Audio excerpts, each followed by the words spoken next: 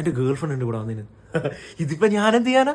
ഇവിടുന്ന് അങ്ങോട്ട് പോകാൻ പറ്റില്ല, അവിടെ നിന്ന് ഇങ്ങോട്ടും വരാൻ പറ്റില്ല. ആകെ കോമഡി സീനാണ്. ഗേൾ ഫ്രണ്ട് വിളിക്കുന്ന സമയത്ത് കാര്യം അറിഞ്ഞപ്പോൾ അപ്പം തന്നെ വിളിച്ച് ഓൺ ദ കോളിൽ പുള്ളിക്കാരി വണ്ടി എടുത്ത് എയർപോർട്ടിലേക്ക് വന്ന്. അത്ര ഡിസ്റ്റൻസ് ഉള്ളൂ എന്ന് തോന്നുന്നു. പുള്ളിക്കാരി പുറത്തുണ്ട്, നമ്മൾ സ്റ്റാഫിനൊക്കെ കണ്ടിങ്ങനെ സംസാരിക്കുന്ന കാര്യങ്ങൾ പറയുന്ന ഒച്ചപ്പാടാക്കുക. ഇയാൾ ഇവിടെ എനിക്കിങ്ങനെ പോകണം, കാണണം, അതാക്കണം, ഇതാക്കണം എന്നാണ്.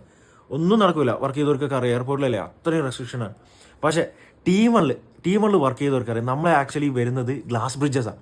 അറൈവലിൽ നിന്ന് നമ്മുടെ ഡ്യൂട്ടി ഫ്രീയിലേക്കും ഇമിഗ്രേഷൻ്റെ കൗണ്ടറിലേക്കൊക്കെ ഒരു വിസിബിലിറ്റി ഉണ്ട്. അപ്പം ഞാൻ പറഞ്ഞ് ഇത്രയൊക്കെ ആയില്ലേ, ഒരു ഓപ്ഷൻ ഉണ്ട്, പോയിന്റ് ഉണ്ട് എക്സിറ്റിൻ്റെ അവിടെ.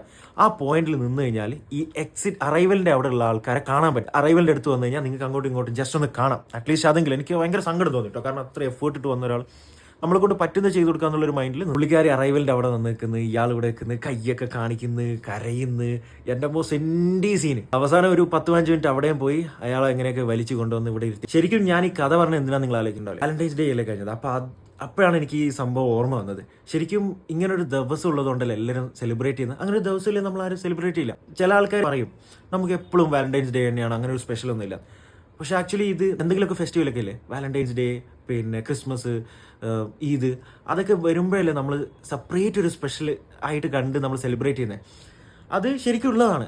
അപ്പോൾ ഈ വാലന്റൈൻസ് ഡേക്ക് അയാൾ അത്രയും എഫേർട്ട് എടുത്ത് വന്ന് ചെയ്ത് അതൊക്കെ അഡ്മയർ ചെയ്യേണ്ട ഒരു കാര്യം തന്നെയാണ്.